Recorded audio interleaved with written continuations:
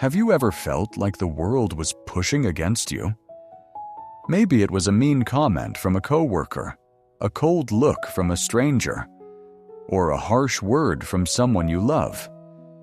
Suddenly, your mood changes.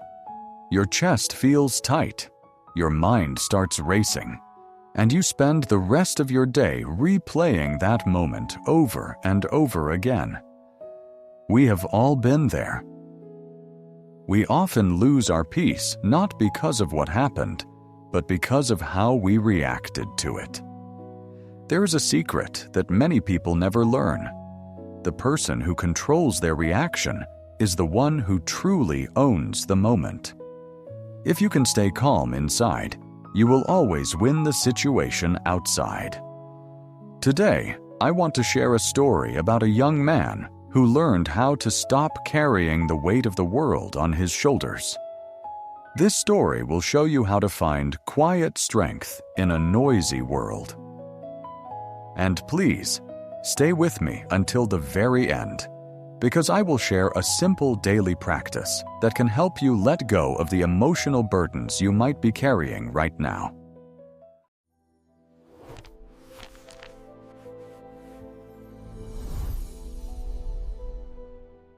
Once upon a time, in a small town tucked away near a great green forest, there lived a young man named Lucas. Lucas was a woodcutter. He was tall, with broad shoulders and hands that were strong from years of working with heavy logs. To anyone watching him work, Lucas looked like the strongest man in the valley. But inside his heart, Lucas felt very weak. He was not weak in his body, but he was weak in his peace. You see, Lucas was the kind of person who reacted to everything. If a neighbor made a joke he didn't like, Lucas would get angry. If someone blocked his path on the road, Lucas would shout. If someone said something unkind about his work, Lucas would think about those words for days, feeling the bitterness grow deeper and deeper. People in the town often whispered that Lucas had a hot head, but the truth was much sadder. Lucas was simply exhausted. He was tired of the heavy, dark feeling that followed him everywhere he went. Without realizing it, Lucas had started a strange habit. Every time someone hurt his feelings or treated him unfairly, he imagined that their words were a physical stone. He would find a real stone on the ground, sometimes a small, sharp pebble, sometimes a large, jagged rock, and he would put it into a large leather bag that he carried on his back. He told himself that these stones were his reminders. He wanted to remember who had been mean to him so he could protect himself. But as the weeks and months passed, the bag became incredibly heavy. Lucas started to walk with a bent back. His neck always ached, and his face was always stuck in a gloomy frown. He no longer noticed the beautiful golden light of the morning sun through the trees. He no longer heard the sweet songs of the birds. The world felt cold and dark to him, even on the warmest summer days. One particularly difficult morning, after a long argument with a merchant over the price of wood, Lucas felt like he couldn't breathe.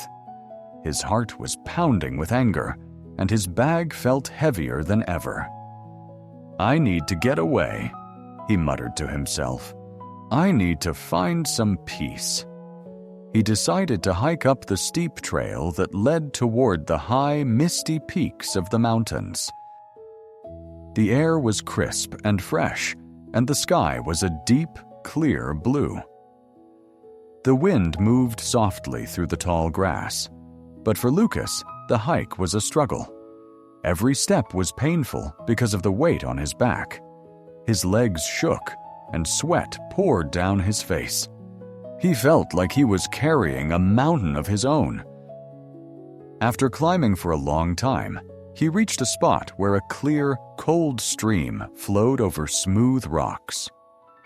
Sitting by the water was an old man named Samuel. Samuel was well known in the area as a simple fisherman who lived a quiet life. He was thin and wore old, faded clothes, but his face was remarkably smooth, and his eyes were bright with a kind of joy that Lucas hadn't felt in years. Samuel was sitting on a fallen log, humming a soft tune, looking as light as a feather. When Lucas approached, Samuel looked up and smiled warmly.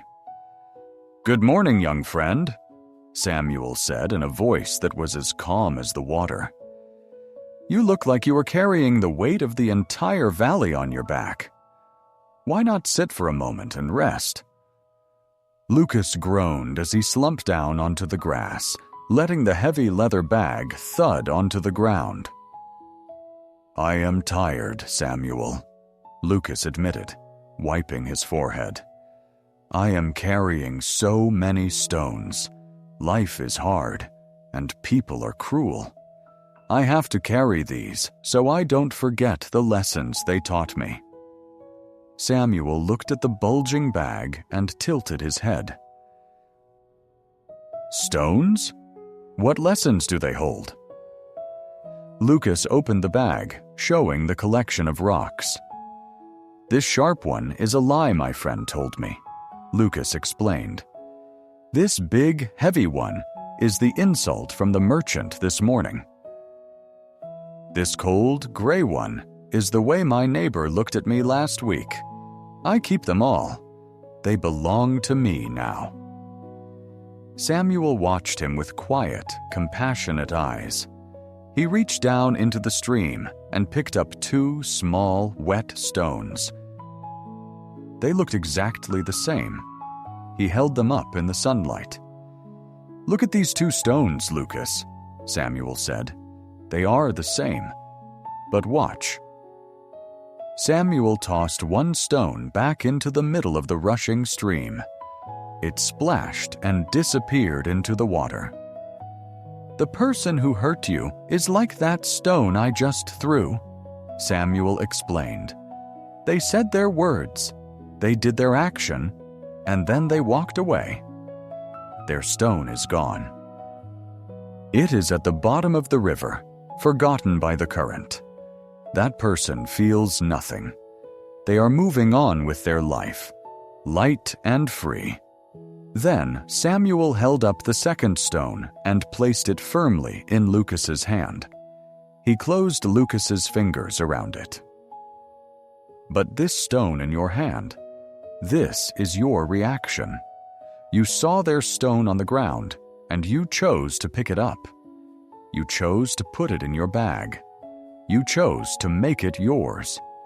And so, your journey becomes heavy and painful, while the person who hurt you continues their walk without a single care. Your reaction is your burden, Lucas, not their action, not their words. You are the one adding the weight to your own life." The words hit Lucas like a sudden flash of light in a dark room. He looked down at the stone in his hand, then at the massive bag full of rocks. He realized with a shock that for years he had been punishing himself for the mistakes of others. He had been collecting trash and calling it a treasure. He had been so busy holding on to his anger that he had forgotten how to hold on to happiness. "How do I stop?" Lucas whispered, his voice trembling. "How do I let them go?" Samuel smiled gently and touched the heavy bag. "It is simple, though it is not always easy. You just have to decide that your peace is worth more than your pride. You have to realize that holding on to a stone doesn't hurt the person who threw it. It only hurts the hand that holds it. Leave each stone where it falls, Lucas. Let them return to the earth. Let your heart be light again." Lucas's eyes filled with tears. Slowly, with shaking hands, He reached into the bag. He took out the large stone from the merchant and tossed it into the tall grass. He felt a tiny bit of pressure leave his chest. He took out the sharp stone from his friend and let it roll down the hill. One by one, he emptied the bag. With every stone he threw away, his breathing became deeper and easier. His shoulders moved back into their natural place. For the first time in a long time, he looked up at the sky and noticed how beautiful the clouds were. He felt the cool breeze on his skin and heard the bubbling of the stream. The world hadn't changed, but he had. Lucas returned to his town that evening, but he was a different man. He still encountered rude people. He still faced difficult situations. But now, when someone spoke harshly to him, Lucas would pause. He would take a slow breath and ask himself, "Do I want to pick up this stone?" Almost every time, the answer was no. He learned that he could hear a mean word and simply let it fall to the ground. He learned that his silence was more powerful than a shout, and his calm was stronger than any anger. His life became bright again, and people started to notice that the hot-headed woodcutter had become a man of quiet, steady strength. Now, my friend, let me share the practice I promised you. It is a small thing, but it can change your life if you do it every night. Before you go to sleep, sit quietly for just 1 minute. Place your hand over your heart. Think about one moment from your day that made you feel angry, sad, or heavy. Imagine that moment as a stone in your hand. Feel its weight and its rough edges.